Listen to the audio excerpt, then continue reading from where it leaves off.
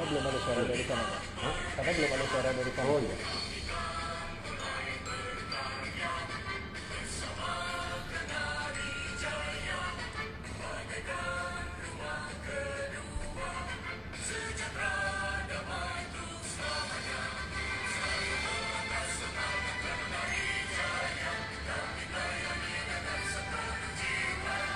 Halo, selamat malam. Wah, siapa aja nih yang udah masuk nih? Mbak Lola, hai. Ivan Raditya, hai. Mas Yoyo, hai. Ivan Raditya 17, selamat malam Pak Putra. Selamat malam Pak Ivan. Endah Ayu, halo, selamat malam. Ah, yuk di-share ke teman-temannya supaya teman-temannya semua juga bisa nonton Bincang Kenari malam hari ini.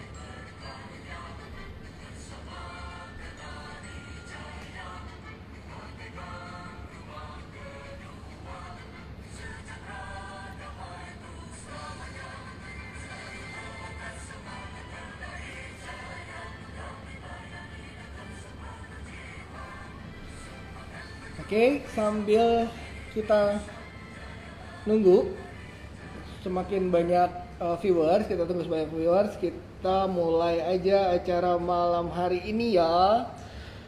Assalamualaikum warahmatullahi wabarakatuh. Salam sejahtera buat kita semua. Om Swastiastu, Namo Buddhaya, salam kebajikan. Ketemu lagi di Bincang Kenari. Selamat malam teman-teman semua yang udah lama banget nggak ketemu, terutama saya sih, karena sebelumnya kemarin sudah ada Bu Marlin, sudah ada teman-teman yang lain, wah yang udah gantiin saya sebagai host. Terima kasih banyak, dan terima kasih banyak sudah setia sampai hari ini tetap nonton Bincang Kenari. Terima kasih banyak semuanya, dan saya nggak capek-capek untuk ngingetin, kita dari Kenari Jaya nggak pernah capek untuk ngingetin untuk ngejaga protokol kesehatan ya teman-teman semua. Hati-hati, kita semua tahu bahwa COVID saat ini ya belum selesai, pandemi belum selesai. Mudah-mudahan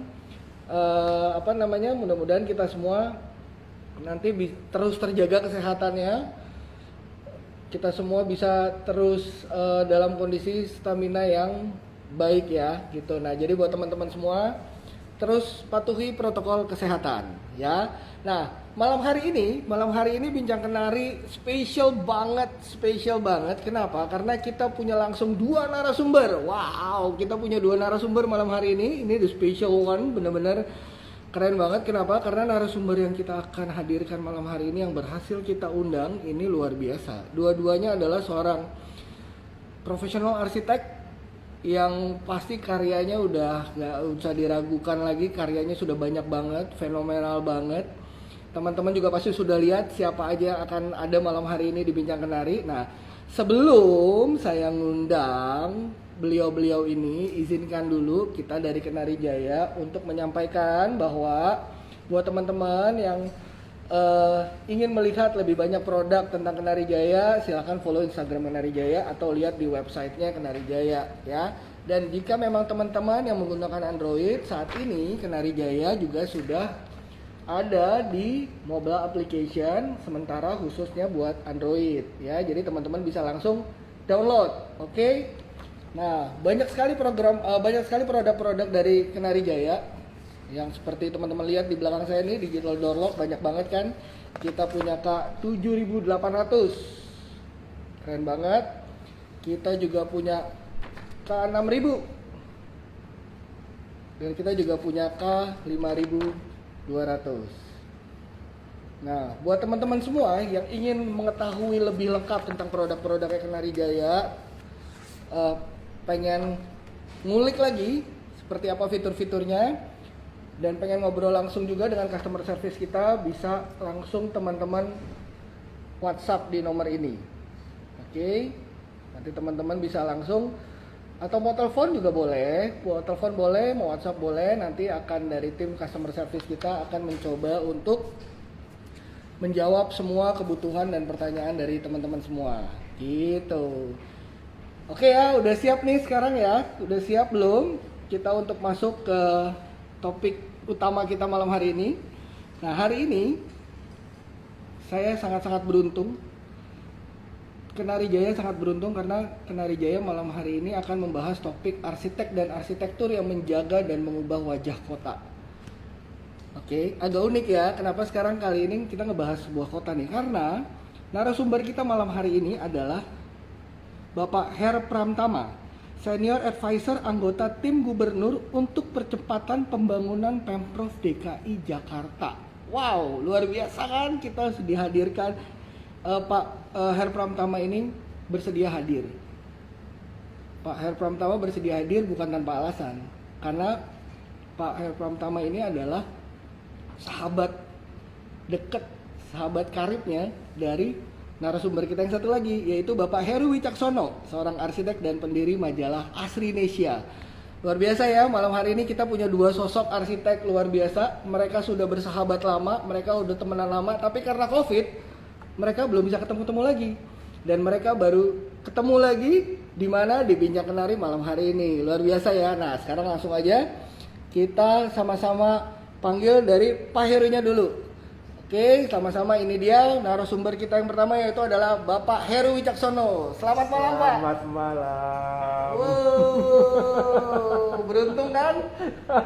Beruntung saya karena langsung Pak Herunya hadir di Kenari Jaya. Luar biasa. Mas Putra, bagaimana saya tidak ada di sini ketika kemudian Kenari Jaya pemegang kunci. Ya? Oke. Jangankan kunci rumah dan kunci gedung ya, kunci pertemuan kami pun dipegang sama beliau ini. Yes, betul. Terima kasih Kenari Jaya. Sama-sama Pak, sama-sama. Justru kita beruntung sekali karena Pak Heru bersedia untuk hadir, dan Pak Heru juga akhirnya juga ngundang Pak Her Pramtama untuk bisa ada di Bincang Kenari malam hari ini. Ini satu kehormatan buat kita semua karena dua sosok manusia yang super sibuk ini, profesional arsitek ini bisa hadir di Bincang Kenari malam hari ini. Langsung aja kita undang ya, Pak Heru ya. Silakan. Ini. Pak Her Pramtama tuh panggilan akrabnya siapa sih, Pak? Panggilan akrab nggak ada, panggilan sayang ada. Oh, oke. Panggilan Mas saya Temi. Mas Temi. Oke, langsung aja kita invite Mas Temi. Kita sambil nunggu Mas Temi. Ini jadi emang sahabatan udah lama ya, Pak? Ya, beliau adalah mantan ketua Ikatan Arsitek Indonesia. Oke. Ya. Nah, beliau jadi ada. Luar biasa. Selamat malam, Pak. Senang bertemu Anda, Mas Temi. Selamat malam, luar biasa. Ya. Pak Bos. Nah, Mas Temi. Ini sosok yang luar biasa. Kalau kita lihat dari judulnya tadi yang dibacakan oleh Mas Putra tadi kan sudah bagian dari senior advisor, kemudian anggota tim gubernur atau TGUPP, Pemprov DKI Jakarta. Ya. Jadi ketika sosok yang ganteng ini layak untuk kita hadirkan, dikarenakan panjang dan histori keilmuannya itu nggak ada putusnya. Semoga ini percakapan kita ini daging semua. Aduh, Pak, saya makin penasaran. Pasti juga sahabat Kenari semua juga makin penasaran perbincangan daging dari dua sahabat ini seperti apa. Langsung aja, lebih baik kita serahkan acara ini full aja langsung, biar mereka berdua bisa langsung reunian ke Pak Heru dan Pak Temi. Silakan, Pak. Oke, terima kasih Mas Putra, terima kasih Kenari Jaya, Pak Hendra, Pak Henry, dan teman-teman di sini. Jadi Mas Temi sudah hadir di perbincangan kita ini berkaitan dengan teman-teman yang meminta untuk tampilkan sebuah topik yang memberi memberi peran ya kepada kita semuanya. Dan Mas Temi, kita juga melihat bahwa pengunjung acara ini atau pemerhatinya adalah bagian dari mereka-mereka yang punya antusias di bidang arsitektur, ibu rumah tangga, kemudian profesional gitu ya. Jadi halayak ramai yang sebetulnya tidak saja warga DKI gitu ya. Nah, jadi arsitek dan arsitektur ya yang mampu menjaga dan mengubah wajah kota itu kita harus bahas dari kesehariannya Mas Temi juga nih ya. Nah, kita melihatnya secara umum di negara kita, Indonesia, kota-kota besar dan kota-kota yang baru tumbuh, di mana semuanya berpeluang menjadi bagian untuk perhatikan, dinikmati, dicontoh, kemudian kadang-kadang ada yang dihujat juga gitu ya. Nah, menurut Mas Temi gitu ya, kira-kira wajah kota yang jadi judul kita ini persepsinya apa sih? Kira-kira seperti itu ya Mas Temi ya. Jadi kami sampaikan juga bahwa teman-teman yang melihat acara ini, Mas Temi adalah seorang arsitek, alumni dari Trisakti ya Mas ya. Oke, dan kemudian mantan Ketua Ikatan Arsitek Indonesia, jadi sosok yang lengkap, yang kemudian punya catatan-catatan prestasi yang cukup banyak. Nah, jadi kira-kira bisa saja Mas Temi nanti juga menjadi bagian dari tim gubernur untuk percepatan pembangunan Pemprov DKI Jakarta, bisa memberikan sebuah ulasan yang gamblang kira-kira. Nah, tadi tentang wajah kota dulu, Mas Temi. Silakan. Ya, Bismillahirrahmanirrahim. Assalamualaikum warahmatullahi wabarakatuh. Pertama-tama Waalaikumsalam warahmatullahi terima kasih buat Kenari Jaya, Mas Putra yang sudah mengundang kami. Pak Heru ini sahabat lama yang sama-sama pernah kita berdiskusi tentang arsitektur. Pak Heru sering mengundang kami, saya di universitasnya ini, Pak dosen ini Pak Heru nih. Sampai juga beberapa proyeknya beliau saya ingat itu di Ciawi ya kalau nggak salah ya. Jadi iya betul Pak. Suatu sejarah yang lama. Ya, Pak Heru, jadi memang wajah kota kita memang terus berubah ya, sering dengan perkembangan zaman gitu ya. Jadi kita menyaksikan sebuah pertumbuhan dan perkembangan kota yang mungkin 20 tahun yang lalu atau 30 tahun yang lalu mungkin secara signifikan berubah. Bahkan kalau kita melihat kota Jakarta itu usianya insya Allah di 2027 itu usianya 500 tahun gitu ya. Dimulai kota ini dari kota di Sunda Kelapa, di pelabuhan yang sekarang kita kenal kota tua gitu ya. Nah, sering dengan pertumbuhan penduduk dan sejarah kota akhirnya melebar gitu ya sampai ke arah selatan gitu. Ya memang dulu kota ini juga pernah didesain di tahun 65, batasan kotanya nggak sebesar ini, hanya dibatasi oleh katakanlah jalan besar luar gitu ya. Dan batasnya tuh yang Kelapa Gading ke sana tuh udah hijau gitu. Tapi sering dengan pertumbuhan bangsa, populasinya bertambah, akhirnya memaksa kota Jakarta menjadi sebuah kota yang sangat besar gitu ya. Dan akhirnya banyak arsitektur baru di kota ini. Ya, kalau melihat wajah kota Jakarta tentunya nggak kalah dengan kota-kota yang sedang berkembang, khususnya di Asia ya. Kalau di kota-kota Eropa tentunya tidak terlalu banyak, tapi di beberapa kota di Asia memang dengan gedung-gedung bertingkat tentunya menjadi satu referensi Jakarta ya, dan memang itu menjadi sebuah fenomena pertumbuhan kota. Kira-kira begitu Pak Heru. Ya, oke. Jadi ketika kita bicarakan sebuah gaya ya Mas Temi ya, kemudian kita bicara masalah ratusan tahun yang lalu kemudian mulai berkembang gitu ya.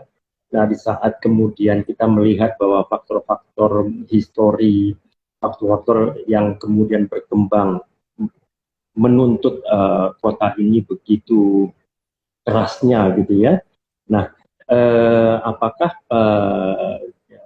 lingkup kerja dari apa yang Pak Temi perkirakan ya sudah cukup panjang saat ini, ada hal-hal yang sangat spesifik ya di wajah kota kita ini yang tentunya tidak lepas dari label ibu kota ya, itu terhadap menjaga faktor-faktor sejarahnya, kemudian faktor-faktor modernisasinya. Ini jalan tengahnya gimana Mas Temi? Iya, jadi kalau kita bisa mendefinisikan topik kita hari ini ya, jadi ada satu topik yang memang kita melihat sebuah kota ini dengan sejarahnya.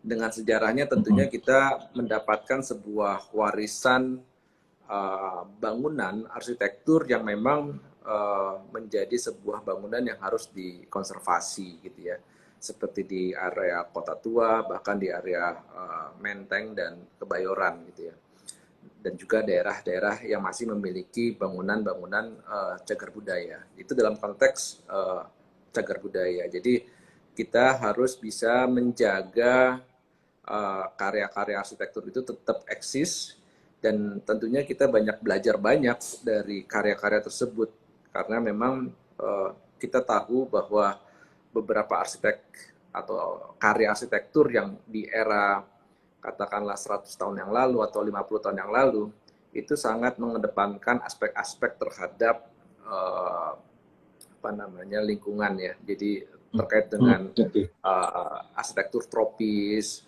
yang umumnya di era 100 dan 50 tahun yang lalu belum mengenal AC gitu ya, sehingga arsitekturnya sangat merespon terhadap iklim tropis. Kita menyaksikan bahwa banyak rumah-rumah di Bandung atau di Menteng dan Kebayoran itu atapnya tinggi-tinggi dan apa namanya memiliki satu sirkulasi udara yang bagus, jendelanya juga ada kerawangan dan sebagainya. Nah, itu adalah satu masa di mana kita harus terus menjaga itu dan menjadi sebuah referensi. Dan ini juga dilakukan di beberapa kota-kota di Eropa yang memang sangat menjaga betul karya arsitektur yang memang seperti itu. Yang kedua, kita mengalami suatu masa pertumbuhan ya, pertumbuhan akibat dari industri material dan sebagainya. Nah, di sisi lain juga ada satu masa kita begitu banyak mendapatkan tekanan atau informasi terkait gaya arsitektur di belahan dunia yang lain gitu ya. Jadi seringkali kita melihat sebuah karya arsitektur memang indah, tetapi pada saat diaplikasikan di kota kita yang memang iklimnya tropis, seringkali mendapatkan banyak masalah gitu, apalagi pada saat musim hujan seperti ini gitu ya. Jadi tampias dan panas dan sebagainya gitu. Nah di situ ada satu momen di mana atau periode di mana arsitektur itu kita begitu menyerap, begitu mengambil gaya-gaya dari arsitektur di kota-kota lain.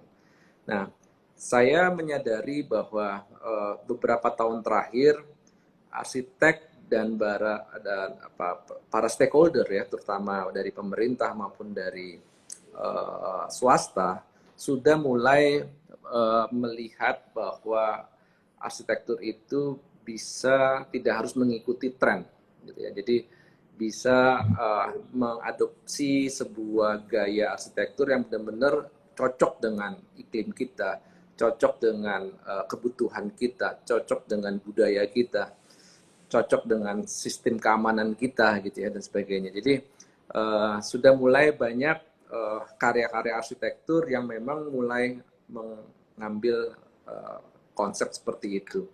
Nah, dan juga ada beberapa sikap dari pemberi tugas, stakeholder tersebut pemerintah maupun swasta, mulai melindungi karya-karya arsitektur yang periode yang saya bilang periode pertama itu ya, yang memang sudah 50 tahun yang lalu atau 100 yang lalu.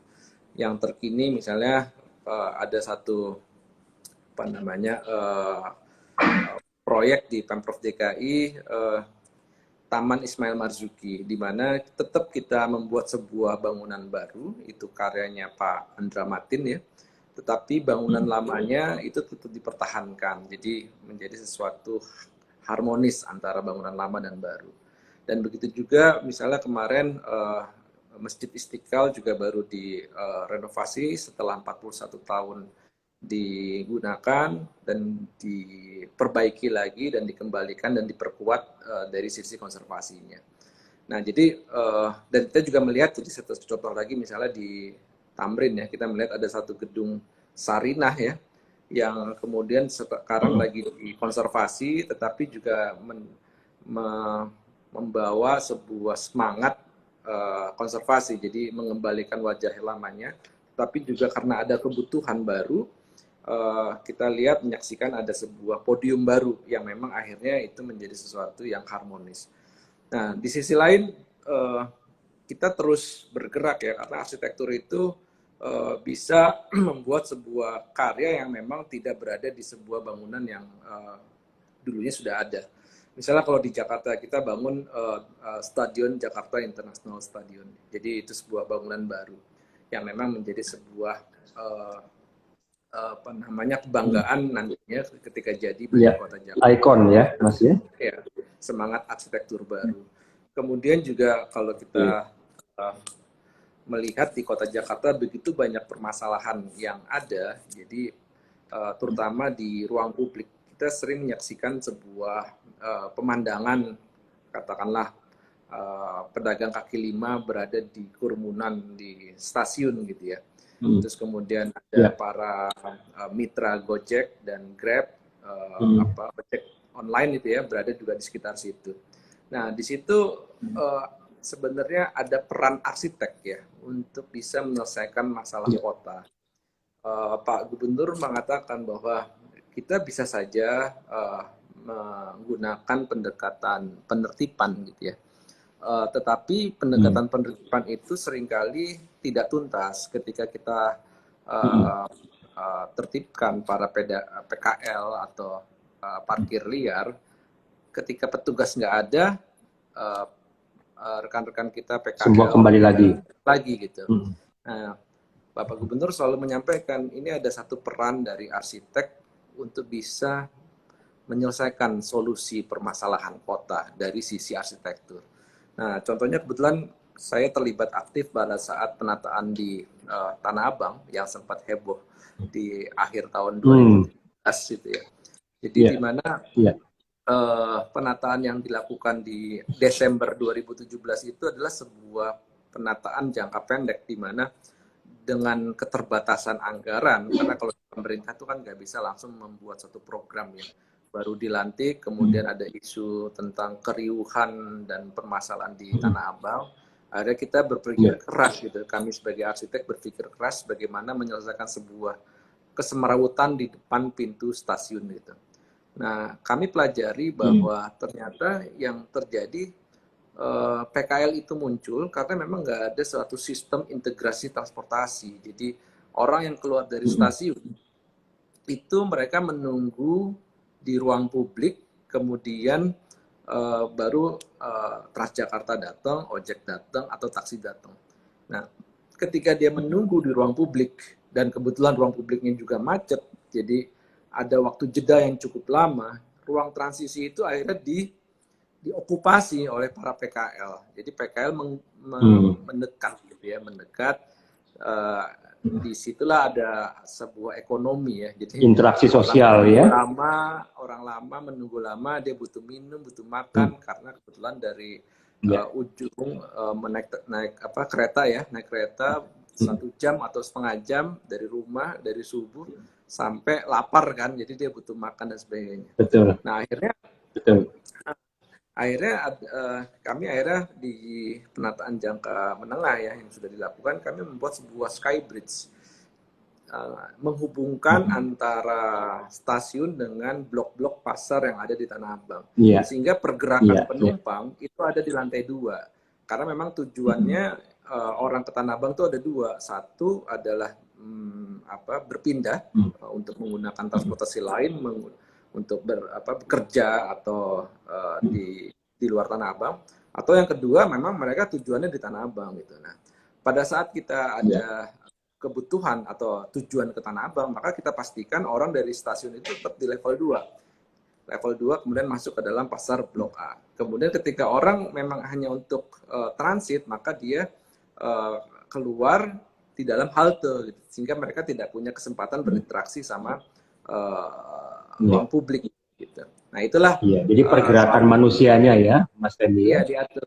Nah, disitulah peran arsitek harus jeli bahwa permasalahan kota itu ada peran atau solusi dari arsitek dan arsitektur ya untuk bisa menyelesaikan masalah tersebut gitu. Ya kira-kira Baik, begitu. Mas. Jadi saya melihatnya dari unsur di mana yang sebetulnya pertanyaan berikutnya adalah bagaimana kemudian ruang publik itu juga tergantung pada peran manusianya dalam kaitan dengan pergerakan manusianya. Nah, koridor-koridor yang diarahkan inilah sebetulnya yang kemudian mau tidak mau wajah kota ini juga akan bergeser kepada sebuah kebutuhan.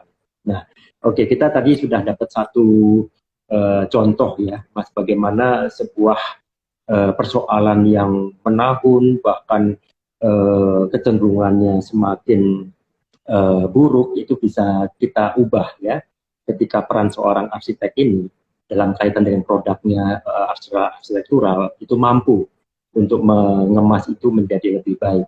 Tapi semuanya kan punya jangka waktu juga, bahwa berkaitan dengan hal tersebut akan ada satu saat di mana jenuh juga. Nah, ini pergerakan-pergerakan itu, apakah kemudian ada peraturan-peraturan yang menunjang itu berkaitan sama kurun waktu yang terus bergerak.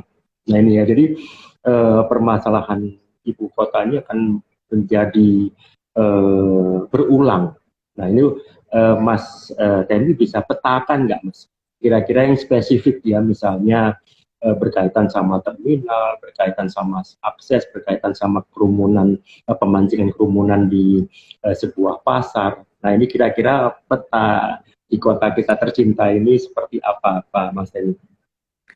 Iya, jadi saya akan bicara dua hal. Yang pertama soal apa namanya stasiun ya atau sebuah terminal. Yang satu hal yang lain saya bicara soal aksesibilitas. Jadi yang menarik di Tanah Abang itu dari tahun ke tahun itu jumlah penumpang yang turun di Tanah Abang itu semakin tinggi ya. Nah ternyata setelah kami identifikasi, faktanya mengatakan bahwa pertumbuhan perumahan di sisi barat, Bintaro, Banten, ke arah sana itu terus tumbuh. Nah, jadi orang menuju ke kota itu turunnya di Tanah Abang. Jadi Tanah Abang. kapasitas stasiun itu yang tadinya hanya dirancang untuk setahunnya 10 juta atau 5 juta, sekarang sudah kita katakanlah di luar pandemi ya, kemarin itu sudah hampir 50 juta. Bayangkan sebuah stasiun yang sangat padat sekali gitu. Nah, ini yang memang peran intervensi dari pemerintah untuk mengatur secara keseluruhan gitu ya. Nah, bagaimana caranya mengatur pertumbuhan kota yang ada di barat gitu ya, kemudian tidak membebani di Tanah Abang. Bagaimana membuat satu akses-akses baru supaya ada alternatif orang dari arah barat tidak langsung masuk ke Tanah Abang, gitu. Katakanlah lewat dari infrastruktur yang lain. Nah, yang kedua kita melihat sebuah pola aksesibilitas ya. Kebetulan tesis saya terkait perubahan fungsi dan arsitektur di jalur-jalur koridor jalan ya.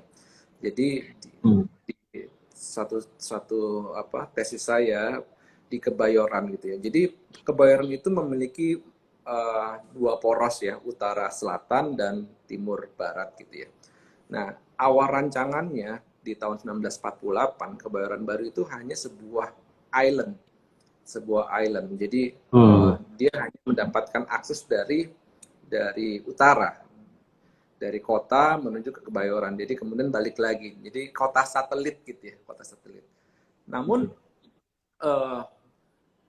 si perancang Pak Muhammad Susilo itu tidak sadar bahwa sisi selatan dan sisi timur barat itu adalah sebuah akses jalan yang memang sudah sejarahnya sudah ada jalan.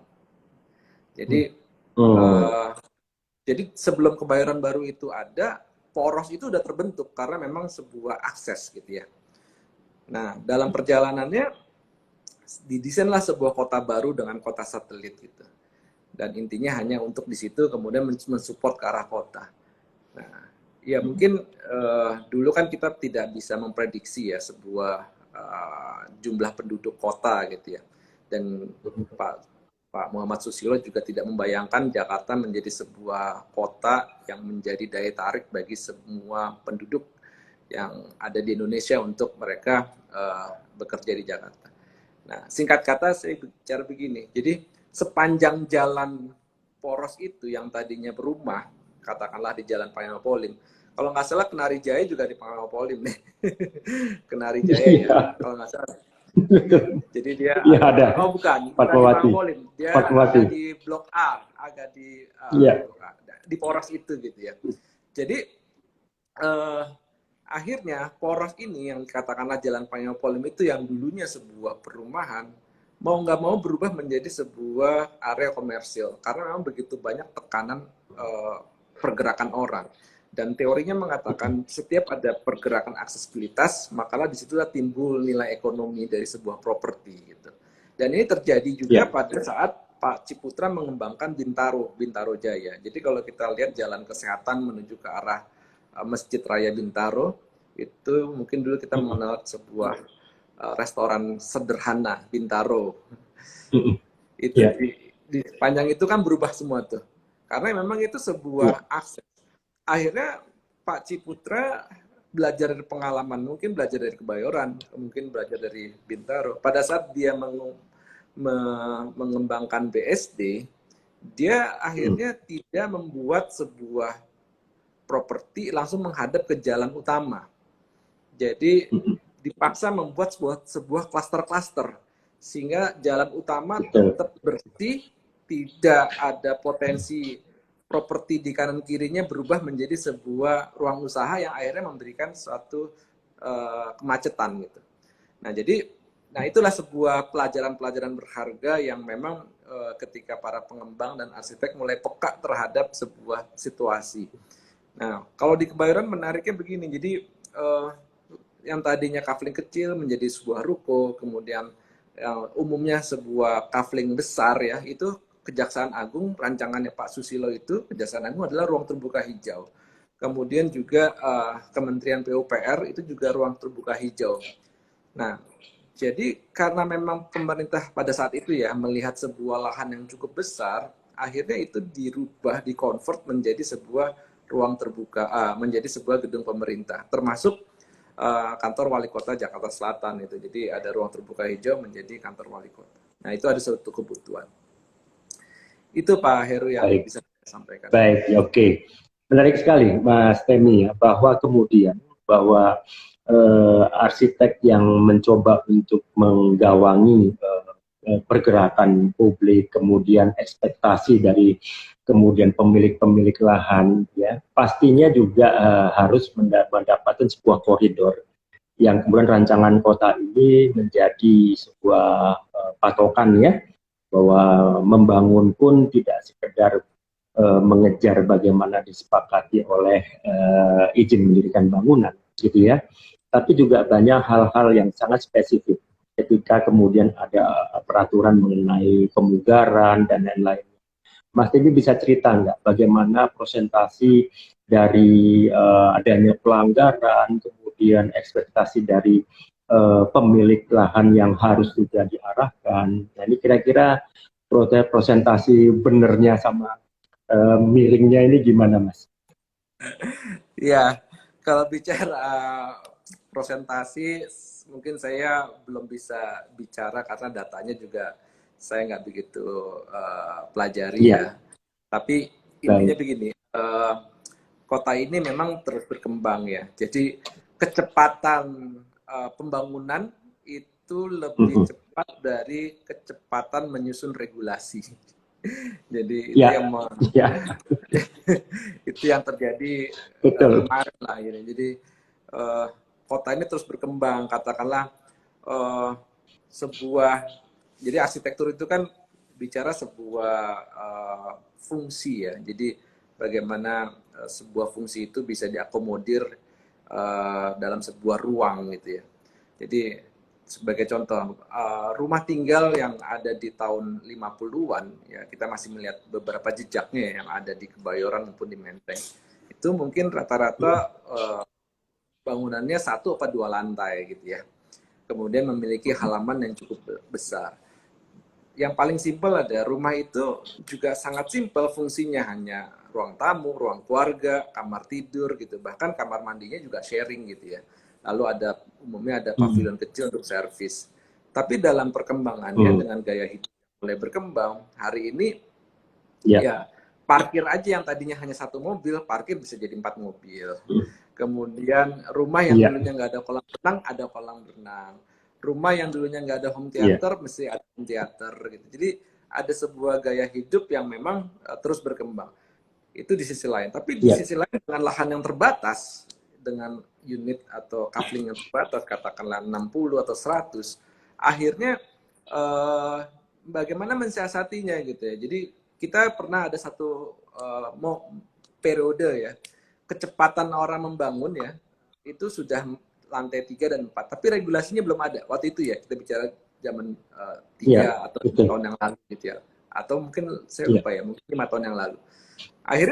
Akhirnya regulasi dirubah kan, membolehkan rumah menjadi 3 lantai gitu ya, terus kemudian bisa nempel kanan kiri karena memang ada satu kebutuhan gitu. Jadi lahannya terbatas, tetapi kebutuhannya meningkat, tidak seperti yang zaman dulu. Nah itu yang ya mungkin kalau bicara pelanggaran jumlahnya agak kurang bisa kita ini tapi intinya begini. Jadi kita terus beradaptasi. Jadi bagaimana arsitektur itu mampu memberikan sebuah pencerahan. Arsitektur mampu membuat solusi. Jadi dulu ya, salah satu contoh misalnya gini, gedung-gedung bertingkat itu umumnya area depannya drop off buat mobil gitu. Dan sekarang ada satu fenomena, orang mungkin akan sebentar lagi menggunakan sepeda gitu ya, atau menggunakan public transport, sehingga arsitektur ditantang bagaimana merubah sebuah wajah depan gedung yang tadinya buat mobil, bagaimana itu buat publik, buat sepeda gitu ya. Terus kemudian bagaimana parkir sepedanya ditempatkan, kemudian ada tempat shower dan sebagainya. Jadi itu yang harusnya terus kita adaptasi. Kedua, di era pandemi ini yang mungkin belum tahu persis kapan selesainya ya, vaksin juga sedang berlangsung gitu ya. Tapi ini terus beradaptasi gitu. Mungkin ada satu pencerahan dari arsitektur ya. Kan kita ada satu kebutuhan ketika kita dari luar, kita harus segera mandi, berganti baju gitu ya, terus kemudian baru berkumpul dengan keluarga gitu. Nah umumnya kan kamar mandi itu kan umumnya jauh dari pintu atau area utama gitu ya. Nah mungkin dalam merespon pandemi ini akan banyak perubahan tata letak sebuah layout gitu ya, tata letaknya yang tadinya kamar mandinya menyatu dengan kamar, mungkin sekarang harus ada kamar mandi sendiri di depan seperti powder room yang bisa dipakai untuk shower segala macam, sehingga akhirnya orang bisa secara bersih udah bisa masuk. Kan bayangkan abis dari luar terus kemudian dia harus masuk ke dalam kamar, di dalam kamar ada istri dan anak, sebelumnya masuk ke kamar mandi gitu. Terus bajunya juga ada di sekitar situ gitu. Nah, jadi ya ini hal-hal seperti ini yang memang menjadi tantangan bagi para arsitek. Intinya arsitek itu harus selalu beradaptasi. Bagaimana kita bisa merespon sebuah situasi yang terkini. Ya betul Mas Temi. Jadi kelihatannya memang kehidupan ini akan mau tidak mau memang berubah ya, terkait kepada masalah pandemi yang dihadapi oleh kota sebesar Jakarta ini gitu ya, tentunya tidak mudah ya, pola hidup dan pola pergerakan juga berubah. Nah sekarang yang kita lihat ketika peran masyarakat begitu besar dalam membentuk wajah kota kita ini gitu ya. Tentunya banyak hal-hal yang kemudian disiasati berdasarkan kebutuhan ruang terbukanya, ya kan, dikaitkan dengan sebuah wilayah demi wilayah. Kalau kita ambil wilayah pesisir gitu ya, berkaitan dengan areal pelabuhan, kemudian daerah daratan atau perkotaan, kemudian daerah pinggiran ya, Ciganjur dan lain-lainnya itu. Apakah kebijakan-kebijakan dari Pemprov DKI mencakup pada wilayah-wilayah yang spesifik seperti itu memiliki sebuah kekuatan yang berkaitan sama hukum? Ya, yang memang fokus Bapak Gubernur bagaimana menciptakan begitu banyak ruang-ruang terbuka yang bisa diakses oleh publik gitu ya. Ada beberapa pendekatan yang beliau lakukan, mengubah sebuah kawasan yang tadinya tidak bisa diakses publik menjadi diakses publik gitu ya. Kedua, yang baru-baru ini kita membuat suatu kebijakan di kawasan Kota Tua itu sebagai kawasan pembatasan kendaraan untuk konsep low emission zone, sehingga kawasan Kota Tua itu ruang publik dan menjadi sebuah meningkatkan kualitas udara. Dan faktanya berdasarkan hasil dari Dinas Lingkungan Hidup, tingkat kualitas udara di kawasan Kota Tua itu menjadi baik pasca diberlakukannya pembatasan kendaraan. Nah, itu menjadi satu contoh. Tapi di sisi lain, wilayah Jakarta kan sangat luas sekali ya. Jadi memang kita banyak melakukan penataan-penataan di ruang publik, tidak hanya taman-taman yang sudah ada, eksis, tapi potensi ruang publik yang bisa diakses. Contohnya ada beberapa waduk yang memang dirancang untuk sebagai tampungan air. Nah, disitulah Bapak Gubernur melihat sebuah potensi, jangan hanya waduk ini hanya sebagai tempat tampungan, tetapi juga sebagai tempat ruang publik. Makanya tepian dari waduk itu didesain harus menjadi sesuatu yang menarik gitu ya. Nah, beberapa titik sudah dikerjakan, salah satunya di Waduk Sunter, itu kebetulan Pak Sony Sutanto sebagai arsiteknya. Sehingga yang menarik pada rancangannya Pak Sony Sutanto, jadi dulu Waduk Sunter itu level platformnya itu dengan level air itu mungkin sekitar 1,5 sampai 2 meter. Jadi kalau kita berdiri di sini, airnya itu 1,5 atau 1 meter gitu, jauh. Kemudian sama Pak Sony dirancang platformnya itu direndahkan. Jadi orang itu hanya mungkin sekitar 10 sampai 20 cm ketemu air gitu. Nah, disitulah ada sebuah perubahan perilaku orang yang tadinya mungkin dia nggak mau mendekat air, tetapi sekarang menjadi lebih dekat dengan air. Jadi aktivitas di kawasan Waduk Sunter Selatan itu menjadi sebuah aktivitas yang menyenangkan. Fungsi untuk tampungan airnya tetap ada, tetapi fungsi ruang publiknya menjadi tercipta. Ya, tercipta, ya betul. Oke, baik. Sekarang kita melihat itu. Betul. Jadi kembali. Jadi pemerintah itu kan tidak bisa menyelesaikan semua wilayah ya. Pemerintah itu kan tugasnya memberikan contoh di mana properti atau aset yang menjadi otoritas pemerintah dibuat konsep seperti itu. Nah, harapan kami bagaimana para pemilik properti khususnya swasta gitu ya, itu bisa meniru gitu, bisa meniru, memberikan ruang bagi ruang publik gitu. Nah, di Sudirman Tamrin misalnya, jadi ada beberapa bangunan yang memang sudah melepas pagarnya gitu ya. Kemudian juga tantangan berikutnya bagaimana antar kafling itu kalau bisa juga dilepas gitu ya. Meskipun tetap ada batas yang jelas, tapi bagaimana itu dilepas sehingga publik bisa bergerak dengan mudah ke depan, ke samping, dan ke belakang gitu. Jadi, nah ini yang memang sedang digodok regulasinya bagaimana adanya insentif bagi pemilik gedung yang memang ingin membuka ruangnya untuk kepentingan publik. Begitu Pak Heru.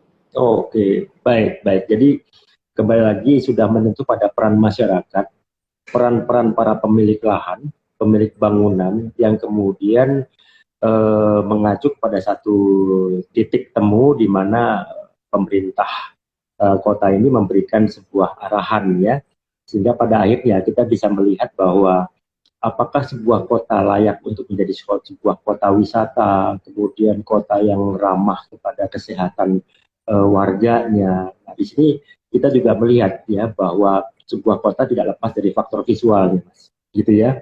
Saya tahulah Mas Temi, pada waktu itu kita melihat sebuah ikon baru ketika jembatan penyeberangan manusia di depan mana tuh ya, FX atau Ratu Plaza itu ya, kemudian menjadi Sudirman ya, dan kemudian ditambahkan lagi dengan atap yang berwarna-warni, kemudian hal-hal yang terkait kepada saat 2018 Asian Games ya. Nah, pergerakan-pergerakan seperti itu yang menjadikan gimmick sebuah kota. Mas Temi merasakan efek efek kan kita tahu bahwa warga yang menikmati kotanya adalah warga yang bahagia, gitu ya. Ini konteks terhadap semua yang berkaitan dengan visual tadi itu, arah dari kebijakannya seperti apa nantinya, Mas? Iya, jadi memang ada satu kunci yang Pak Gubernur sampaikan. Bagaimana kita bisa memberikan pengalaman ruang bagi Pengalaman publik. ruang, waduh, saya catat nih Mas. Jadi ketika kita berjalan kaki, kita merasakan sebuah pengalaman ruang. Makanya pada saat jembatan di Sudirman itu dirancang dengan sebuah bentuk yang menarik gitu ya. Harapannya menjadi sebuah pengalaman ruang yang membuat orang itu menjadi nyaman, dan mungkin dulu kita punya jembatan naik tangganya aja juga susah gitu ya. Anak tangganya 20 cm. Kemudian kita menyaksikan di atas Jalan Sudirman tuh jembatan seringkali banyak PKL gitu ya. Ada yang jual casing handphone segala macam. Kemudian juga ada lobang-lobang di jembatan. Itu kan akhirnya membuat pengalaman ruangnya menjadi tidak menarik. Akhirnya orang yang tadinya pengen berjalan kaki akhirnya tidak mau berjalan kaki gitu. Nah, jadi kuncinya adalah bagaimana memberikan pengalaman ruang. Nah, kebijakan Pak Gubernur itu akhirnya memprioritaskan bukan mobil, bukan motor, tetapi pejalan kaki gitu.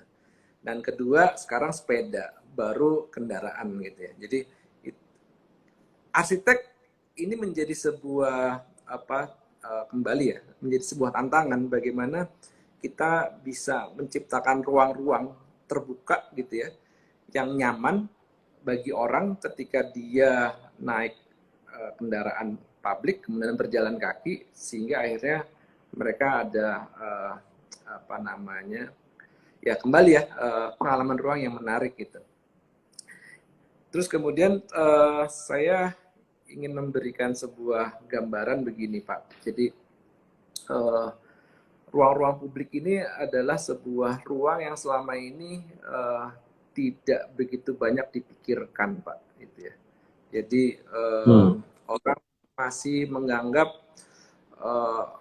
batasan kafling itu menjadi sebuah batasan yang harus dijaga gitu ya. Padahal kalau kita bisa memberikan ruang bagi publik, itu akhirnya membuat sebuah nilainya tingkat. Kebetulan istri saya punya toko kecil ya di Cipete gitu ya. Kami memutuskan dia ada di dalam sebuah kawasan perumahan gitu ya, toko kecil, toko halaman.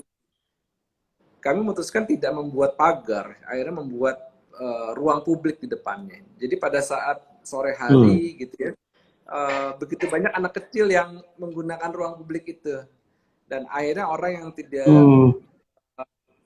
ingin, awalnya tidak kepingin datang gitu ya, karena ada sesuatu yang menarik, akhirnya mereka datang ke tempat itu gitu. Jadi ini yang terus kita challenge gitu ya, bagaimana ya kembali pemerintah hadir itu memberikan sebuah infrastruktur, dan harapannya nanti pihak swasta dan masyarakat mengikuti gambaran yang sudah diberikan contoh oleh pemerintah. Oke, jadi kita melihat bahwa peran antar masyarakat untuk berbagi pun akan menjadi sebuah gimmick ya, berkaitan dengan sebuah wilayah bertetangga, kemudian sebuah kawasan itu mempercepat sebuah wajah kota ya, Mas Temi ya. Dan kita nggak sadar nih sudah 50 menit. Teman-teman yang ada dan memperhatikan acara ini boleh mengajukan pertanyaan. Saya melihat dari satu sudut ya, sebagai Mas Temi sebagai senior advisor gitu ya. Ada kalimat kunci enggak, Mas Temi, ketika punya ekspektasi terhadap kota ini, kemudian beratnya di pundak Anda, kemudian para arsitek yang harus dicerahkan ya, ketika mereka sebagai seorang pelaku juga terhadap karya-karyanya di kota kita ini, ada kalimat kunci enggak, Mas Temi, ekspektasi terhadap rekan-rekan seprofesi kita, produknya, dan harapan untuk kota ini? Ya, kembali sebagai arsitek tentunya kita seringkali diberikan tugas untuk merancang sebuah bangunan ya, arsitektur. Nah, seringkali kita hanya memikirkan di dalam kafling tersebut gitu ya, di dalam kafling gitu. Nah, saya ingin sampaikan kata kuncinya. Meskipun kita diberi tugas oleh klien, tapi kita harus bisa memperluas cara berpikir kita, melihat secara lingkungan dan kawasan gitu ya, sehingga secara karya arsitektur terbangun, tetapi secara lingkungan kita memberikan kontribusi dan peran kita itu mampu mengubah perilaku orang gitu ya. Kira-kira arsitektur tuh bisa mengubah perilaku orang yang tadinya tidak bisa tertib gitu ya, tapi dengan sebuah pendekatan arsitektur akhirnya orang itu mau mengikuti sebuah pergerakan yang kita inginkan lah, atau perilaku yang kita inginkan gitu. Jadi ya banyak hal ya, contohnya tadi saya cerita soal Tanah Abang. Jadi tapi di sisi lain juga stakeholder dalam hal ini pemerintah atau yang memiliki otoritas juga harus sama-sama. Dulu kita menyaksikan ya Pak, saya mungkin dikoreksi kalau misalnya saya masih belum tepat, tapi saya beberapa kali sudah melihat contohnya di terminal bus Blok M. Dulu itu orang itu PKL itu berkerumun di depan pintu terminal bus Blok M, di luar, di pinggir jalan gitu ya. Karena memang bus yang kebetulan bukan Transjakarta ya, non Transjakarta itu seringkali menurunkan penumpang tidak di tempatnya. Dia menurunkan penumpang ya di ujung aja gitu. Karena memang permintaan penumpang, Pak saya di ujung aja, saya nggak mau di platformnya yang ada gitu. Karena saya tahu bus itu ada di depan untuk saya berpindah, atau saya udah ada ojek langganan di depan gitu. Nah, dengan hal yang sepele seperti itu akhirnya menciptakan sebuah kesemrawutan, ada PKL baru di depan. Nah, pasca sekarang ada satu sistem di mana kendali dari operasional sebuah bus itu dikendalikan, akhirnya bus itu berhenti di sebuah tempat yang dirancang adalah sebuah platform. Nah, perpindahan antar busnya itu juga terjadi di level bawah. Nah, akhirnya kita menyaksikan bahwa di lantai bawah terminal bus Blok M itu akhirnya menjadi ruang bagi para UMKM yang selama ini mereka ada di luar. Padahal ini kan hanya mengubah suatu sistem operasional, kedisiplinan gitu ya, kedisiplinan. Tapi kembali, disinilah peran arsitektur merancang sebuah desain terminal bus yang memang membuat suatu rancangan ada ruang bagi UMKM, ada ruang bagi pergerakan, dan juga ada ruang platform atau platform untuk bus itu berhenti gitu. Bayangkan kalau dengan tidak konsep seperti itu, semeraut semua gitu. Jadi kembali betul, betul. Jadi ada dua kata kuncinya Pak. ya, Jadi bagaimana arsitek itu harus jeli terhadap kebutuhan lingkungan, gitu ya, kebutuhan lingkungan dan perilaku orang. Kedua, kita juga harus bisa memastikan bahwa operasional gedung ini atau fungsi arsitektur ini sesuai dengan apa yang kita harapkan. Karena kalau tidak, udah dibikin bagus, akhirnya nggak sesuai dengan harapan, kira-kira begitu, Pak. jadi teman-teman arsitek ini mesti mendengarkan sang pakar ini menyampaikan kata kuncinya. Dan ini saya mendapatkan bisikan bahwa kita bisa lebarkan lagi diskusi ini, Mas Temi, dikarenakan ada permintaan kalau bisa 3 jam. Gimana ngasih ini? Nah, ini ada pertanyaan ya, Mas Temi ya. Dari Spesius, saya ingin bertanya, apa pandangan Pak Temi dan Gubernur DKI, waduh, tentang participatory action research, ya, participatory action research tentang penataan PKL, mengingat banyak juga problem hukum yang juga ada di sana. Nah, jadi lumayan ini pertanyaannya, Mas Temi. Tapi berkaitan dengan pandangan Mas Temi dan Gubernur, ini bisa Mas Temi sampaikan kira-kira ke forum kita ini. Terima kasih, Mas. Iya, saya kayaknya kenal ini spesies itu Mas Peter nih, Mas Peo. Sahabat kita juga. Betul, Mas. Tapi intinya tadi saya sudah jelaskan di awal bahwa PKL itu nggak akan bisa tumbuh kalau kita bisa merancang sebuah ruang yang kita atur sedemikian rupa, gitu ya. PKL itu bisa tumbuh karena ada ruang yang tidak bisa kita kontrol. Jadi ada kerumunan orang dengan jumlah besar, dan itu menjadi wajah di semua stasiun ya, stasiun kereta api dan beberapa tempat termasuk pasar gitu ya.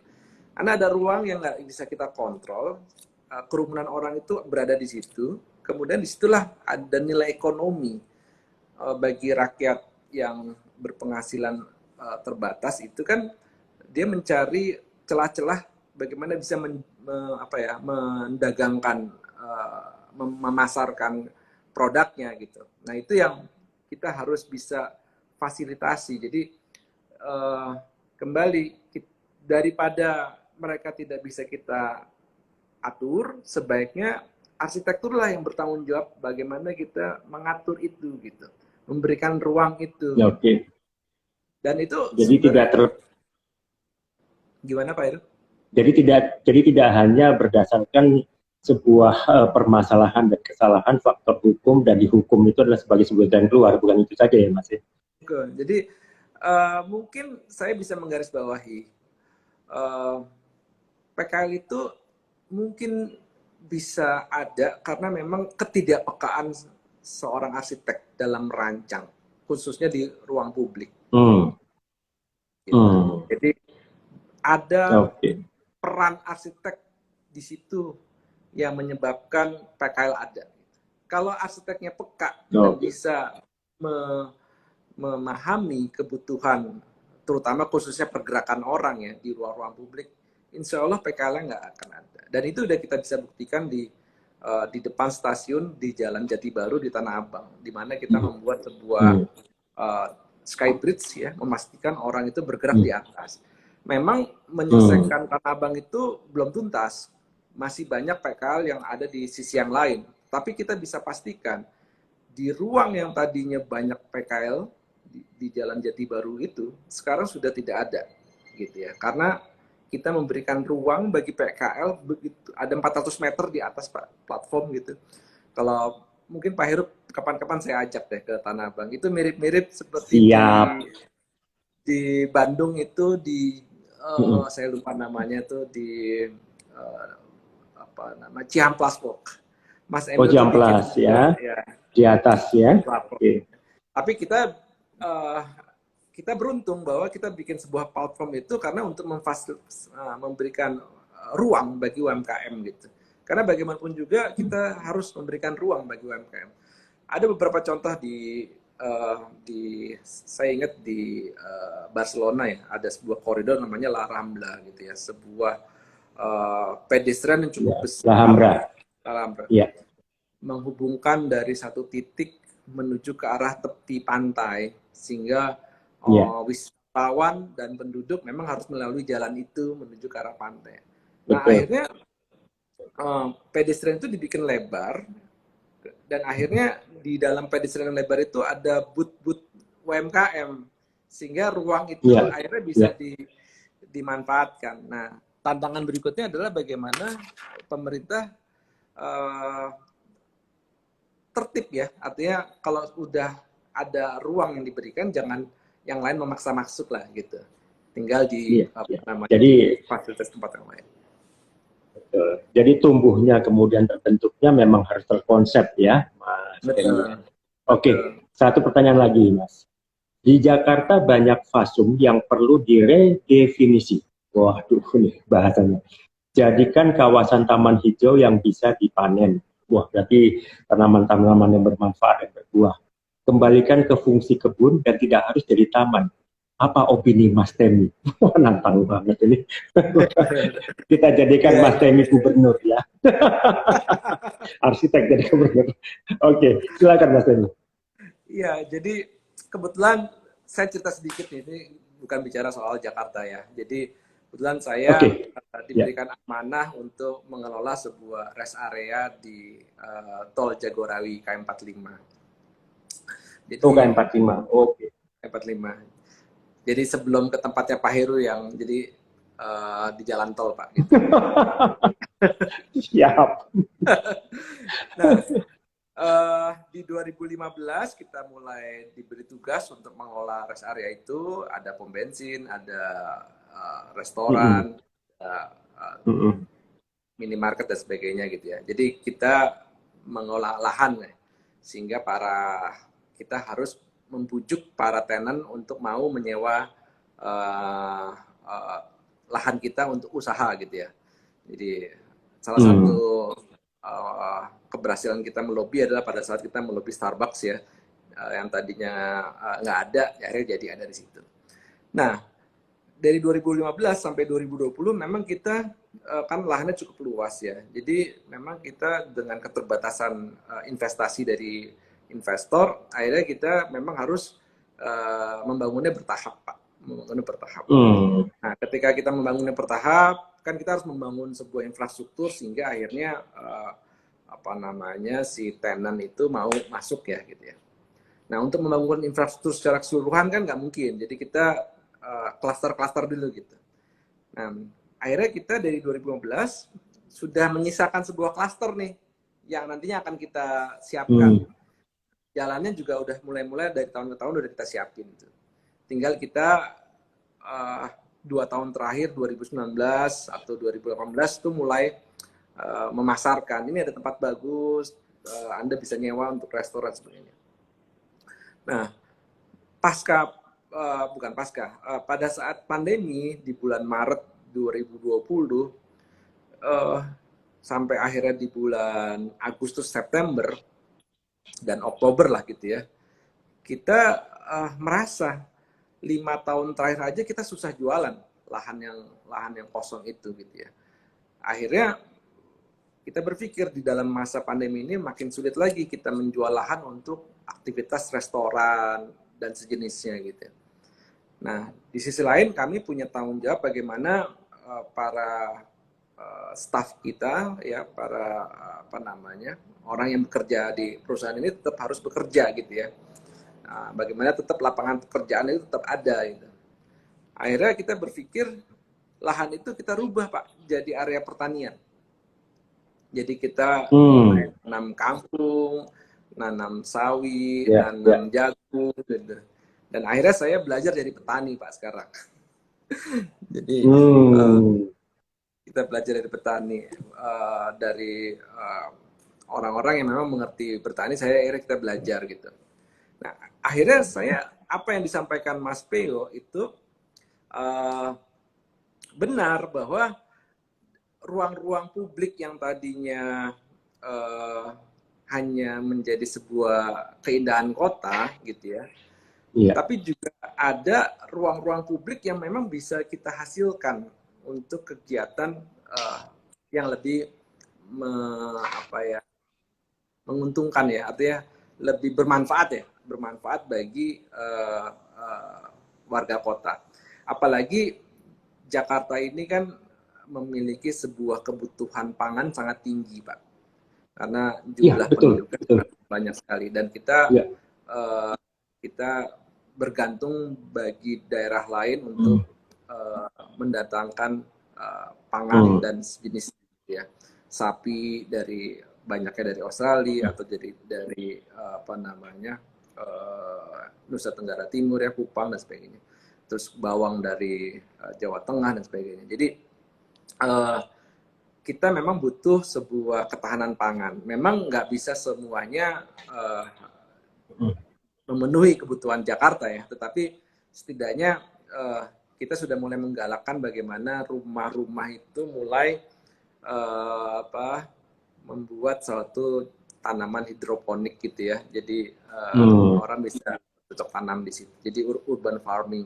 Yeah. Nah juga ya memang ini masih dalam proses ya, kebetulan saya lagi mau bisikin Pak Gubernur juga, jadi artinya lahan-lahan mana yang kira-kira kita bisa kasih contoh supaya kita bisa bercocok tanam di ruang publik gitu ya, daripada menunggu ruang itu terlalu lama dipakai, tanah kosong gitu kan. Kita pasti banyak sekali nih aset-aset milik pemerintah ya, baik pemerintah pusat maupun pemerintah daerah gitu, termasuk juga dari swasta. Lahan-lahan idle ya.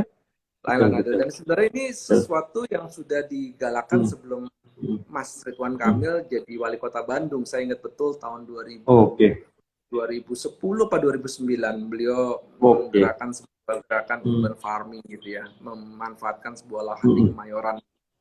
Tapi ya memang di saat itu kan orang belum mengerti, tapi sekarang harusnya orang mulai sadar gitu ya.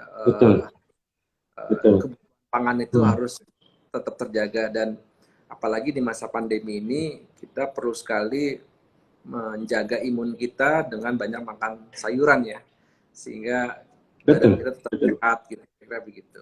Iya. Ya kebun kota ya Mas ya. Jadi saya ingat sahabat kita Mas Sigit juga memberikan sebuah gerakan-gerakan mari berkebun ya, kita kira seperti itu. Mas Temi, masih ada waktu lagi Mas Temi. Ini ada pertanyaan yang berkaitan dengan sisi ruang dari wajah kota kita yang berkaitan dengan heritage ya, sebuah warisan kawasan yang kemudian menjadi titik tumpu dari mempertahankan sejarah kota. Nah, Mas Temi punya satu pandangan nggak di sini yang berkaitan dengan heritage versus modernisasi? Kalau saya tangkap di sini adalah bagaimana mempertahankan kota kawasan tua yang kemudian terimbas dengan modernisasi, sehingga pada akhirnya pemilik terpancing ke sana. Ini kira-kira apa pandangan Mas Temi di situ? Ya, seperti yang tadi saya sampaikan di awal bahwa alhamdulillah Pak, kita menyaksikan beberapa bangunan-bangunan heritage di Jakarta ini mulai dikonservasi. Ini satu wadah yang mungkin agak berbeda pada tahun 90-an ya. Kita menyaksikan bahwa pemilik bangunan, baik pemerintah maupun swasta itu selalu berlomba-lomba atau dalam tanda kutip malu dengan bangunan tuanya. Sehingga bangunan tua itu seringkali ditutupi dengan fasad, dengan aluminium komposit panel atau kaca, sehingga bangunan lamanya itu nggak kelihatan. Nah, pelan-pelan sekarang mulai sadar bahwa sebuah bangunan tua itu memiliki sebuah nilai yang tinggi, gitu ya, nilai yang tinggi, sehingga yang tadinya dianggap bukan harta karun lah maksudnya gitu, tapi sekarang menjadi sebuah harta karun. Ada arsitek Pak Jakob ya, Gatot Suarjo yang merubah sebuah bangunan rumah dinas di eh, kawasan Blok M ya, ini kita kenal dengan M Blok gitu ya. Oh, M-Block, oke. M Block Peruri itu ya kan waktu itu Pak. sebuah rumah dinas yang mungkin bertahun-tahun tidak digunakan, gitu. Bahkan pasca permindahan kantor atau pabrik Peruri ke Kerawang kalau nggak salah ya, itu praktis sebuah aset di tengah kota ya, di Kebayoran itu mengalami sebuah Terbiarkan gitu ya. aja gitu ya, jadi tidak Iya, optimal iya. ya. Nah, disitulah peran arsitek, kebetulan Pak Gatot bersama konsorsium ya, ada almarhum Glenn Fredly, ada beberapa musisi, Iya, dan membuat satu betul. konsep. Gedung lamanya dipertahankan, tetapi diinjek dengan kegiatan baru, dengan fungsi baru gitu. Terus kemudian juga sekarang beliau juga sedang mengembangkan di kawasan pos di Pasar Baru gitu ya. Kebetulan juga Oh, kita sedang Pasar Baru, sebuah tempat yang akan menjadi tempat hit ke depan gitu ya. Nah, kembali ada sebuah fenomena menarik Pak Heru ya, yang kita bisa saksikan bahwa beberapa tahun terakhir ini mulai orang merasa bangunan heritage itu bisa dioptimalkan, dikembalikan ke dalam bentuk aslinya, meskipun ada kebutuhan baru, tetapi kebutuhan baru itu dituangkan dalam sebuah ruang dengan bentuk yang lebih modern gitu ya, tapi tidak iya, menutupi bangunan lama, tapi dia menambah gitu ya. Ya iya, seringkali iya, iya. ya kita melihat kayak di Paris ya, ada Louvre gitu ya, itu bangunan lamanya tetap ada Louvre, existing, iya, tapi bangunan barunya karya MP itu menjadi sebuah bangunan yang modern dan menarik gitu. Jadi tidak saling menutupi tetapi saling melengkapi gitu, kira-kira begitu. iya. Ya, kemudian di saat kemudian halayak menilai ada quote unquote tidak keberatan ya pada sebuah tampilan yang memasukkan unsur modern itu di kawasan yang sebetulnya sudah terpelihara gitu ya. Nah, ini ada satu pertanyaan Pak. Mumpung Mas Temi mau bisik-bisik ke Pak Gubernur gitu ya. Saya punya punya bangunan yang berkaitan dengan cagar budaya yang kemudian pihak keluarga mungkin sulit memeliharanya. Apakah bangunan-bangunan seperti milik keluarga saya ini mendapat keringanan ya dari pajak atau dan lain-lainnya. Nah ini Mas Temi kalau memang bukan bagian dari kebijakan yang Mas Temi pahami nggak apa-apa. Tapi kalau memang bisa menjawab, karena ini berkaitan dengan para pendengar sekalian atau pemerhati acara kita ini, ketika kemudian mereka berperan untuk menjaga bangunannya, ini termasuk salah satu pertanyaan mungkin Mas. Silakan Mas Temi. Jadi ada Pergub nomor 168 tahun 2015 ya. Pergub itu menerangkan sebuah insentif bagi pemilik bangunan yang memang bangunannya cagar budaya gitu ya. Jadi di Pergub itu disebutkan bahwa ada satu pasal yang memberikan keringanan bagi pemilik bangunan cagar budaya mendapatkan potongan PBB sebesar 50% untuk iya. 50%. Ya, oke. Ya, dengan beberapa syarat dan pengajuan ya. Jadi seingat saya tuh bangunan itu harus digambar ulang, kemudian diajukan kepada Pemprov DKI, kemudian didokumentasikan bahwa memang pemiliknya merawat ya dengan bukti-bukti yang jelas. Kemudian dari situlah pemilik bangunan mendapatkan potongan 50%. Itu cukup besar Pak kalau misalnya pajaknya di sebuah kawasan di Menteng maupun di Kebayoran, katakanlah pajaknya 20 atau 30 juta gitu ya, itu kan dapat potongan 15 jadi 15 juta. Kemudian bagi pemilik properti yang cagar budaya dan kebetulan fungsinya adalah komersil, apakah perkantoran, apakah perbelanjaan gitu ya, itu mendapatkan potongan 25%. Jadi itu adalah bentuk-bentuk insentif yang diberikan pemerintah kepada para pemilik bangunan cagar budaya, kira-kira begitu. Oh, baik, terima kasih Mas Temi. Ini tentunya ada kabar yang mungkin bisa menjadi bagian ya, bahwa itu tidak hanya sebuah potongan belaka, tapi apresiasi ya terhadap pemilik-pemilik bangunan bersejarah lah ceritanya. Nah, Mas Temi, ini ada satu pertanyaan lagi.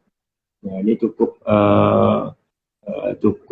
menarik ya, ketika kemudian daya dukung dari lahan yang ada di kota Jakarta ini terbatas gitu ya, apakah kemudian perkembangan kota akan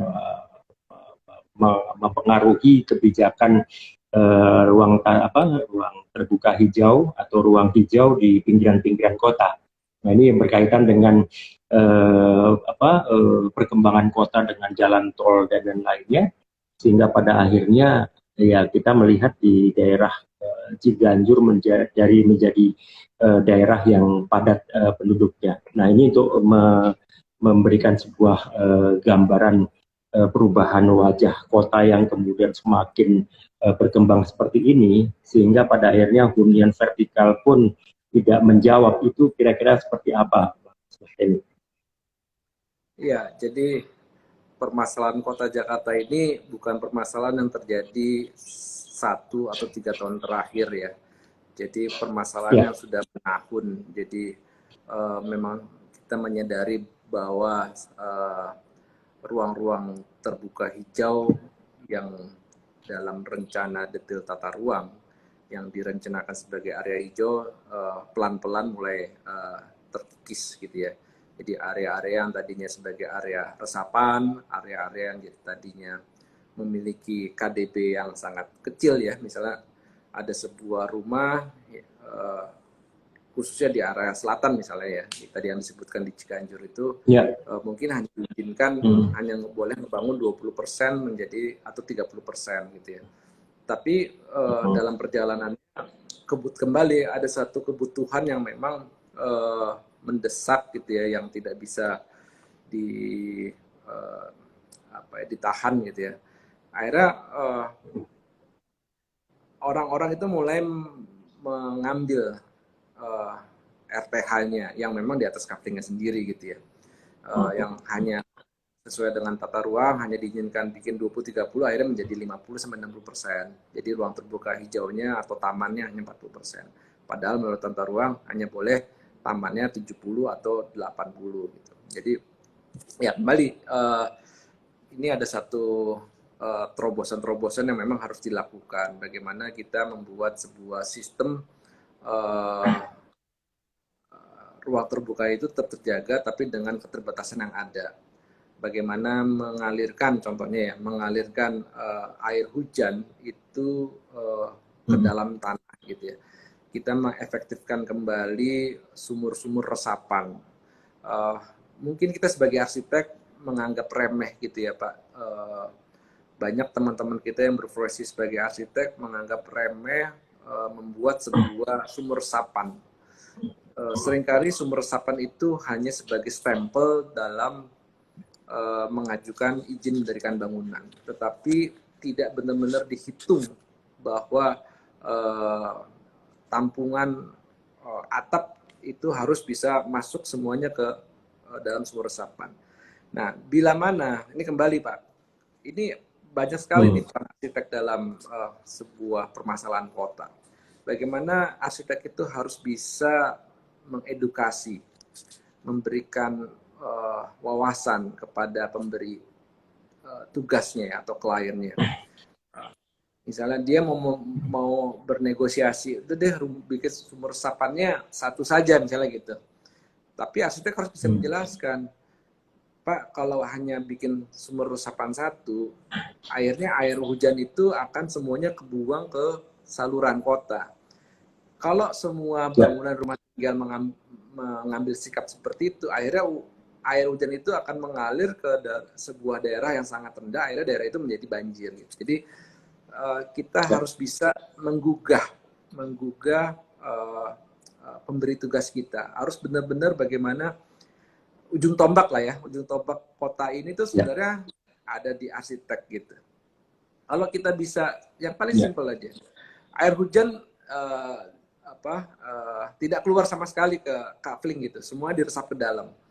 Insya Allah ya aliran air tidak akan membebani kota, kira-kira begitu. Kemudian air bekas, bagaimana itu diolah sehingga bisa diserap kembali ke dalam tanah, misalnya seperti itu.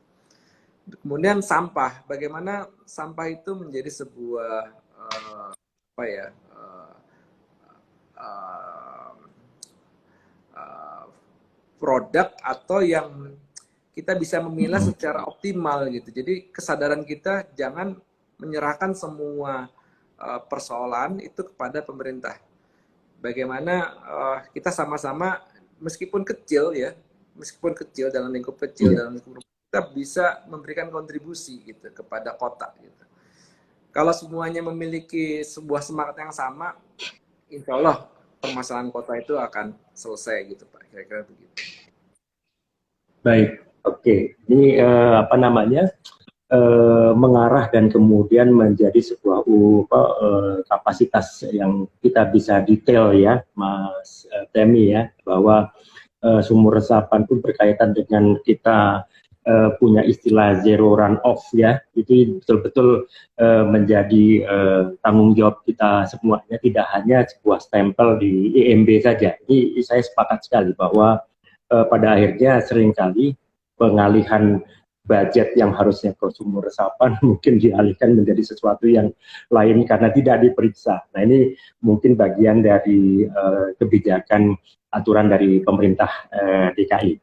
Mas, ini ada satu pertanyaan bukan pertanyaan ya, meminta pendapat ya berkaitan dengan ibu kota Jakarta dan kemudian isu mengenai, bukan isu lah ya, kita bicara wacana mengenai ibu kota baru ya.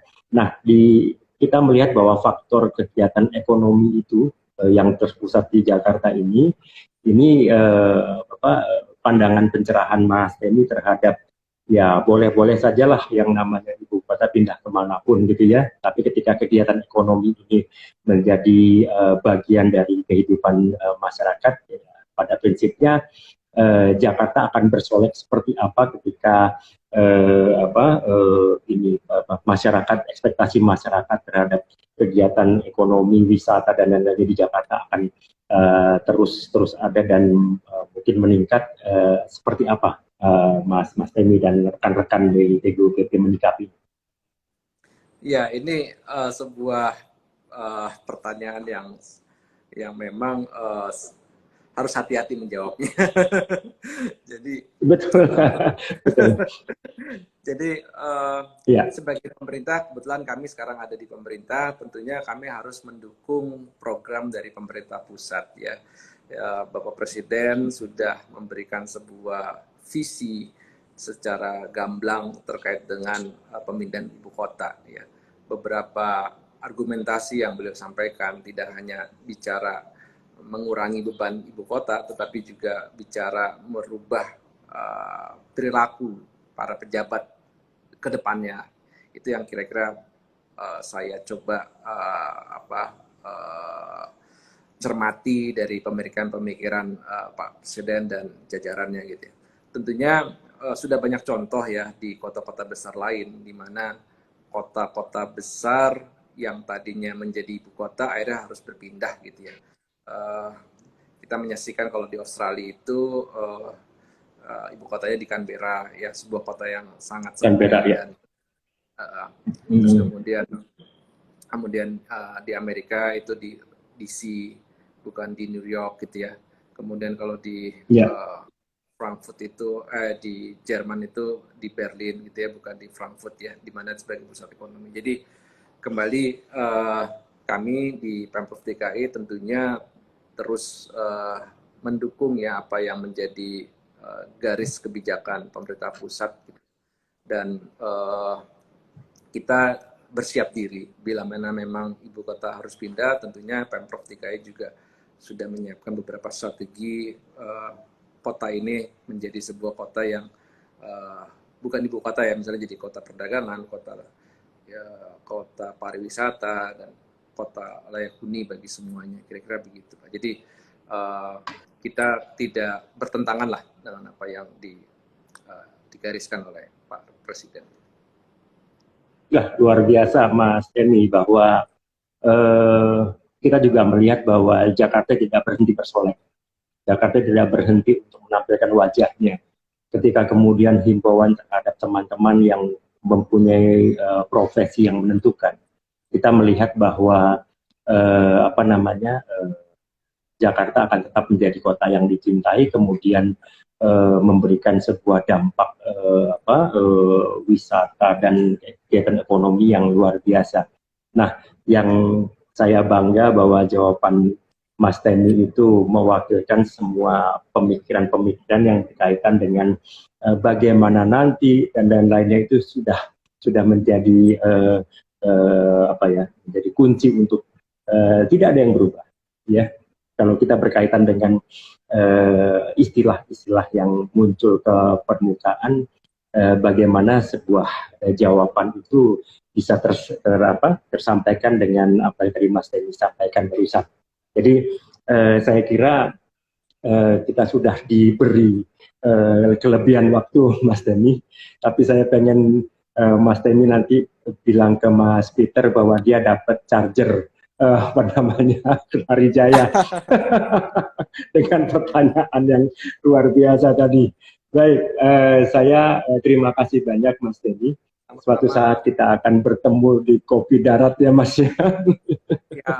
Dan kembali lagi salam sehat dan salam kami yang salam sayang kami untuk keluarga. Saya panggil lagi pemegang kunci surga kita nih Mas. Oke Mas Putra, silakan Mas Putra. Wow, terima kasih banyak Pak Temi, terima kasih banyak waktunya, luar biasa sekali. Kami benar-benar bangga karena di pemerintah Kota Jakarta ada Pak Temi. Ya, luar biasa. Kami bangga sekali dan semua jawaban-jawabannya juga sangat mewakili, betul sekali yang Pak Heru bilang tadi. Terima kasih banyak Pak atas waktunya Pak Temi. Semoga Pak Temi dalam kondisi sehat terus dan semakin sukses Pak. Dan berjanji untuk acara berikutnya Mas Temi ya. Siap. Terima kasih banyak Pak Temi. Luar biasa Mas Temi. Kualat nanti, jangan gitu Mas Temi. Salam dari Mas Bambang Sutrisno Mas. Oh iya, itu guru kita. Dari Bu Sri juga tadi ada salam Pak Temi. Bu Sri Mudiningsih juga salam. Dari Pak Henry, dari Direktur Kenari Jaya, Pak Henry juga titip salam. Ya. Pak Hendra juga titip salam buat Pak Temi. Terima kasih banyak. Ya. Terima kasih sudah undang di acara yang menarik. Kami yang sangat berterima kasih Mas, seorang pakar bersedia untuk kita kupas. Baik, oke, Mas Putra. Ya, Pak Temi, terima kasih banyak atas waktunya. Pak Heri juga, saya juga terima kasih banyak atas waktunya. Ya. Semua sahabat Kenari, terima kasih banyak juga telah menyaksikan Bincang Kenari malam hari ini. Kita ketemu lagi di Bincang Kenari berikutnya. Salam sehat untuk semuanya. Selamat malam.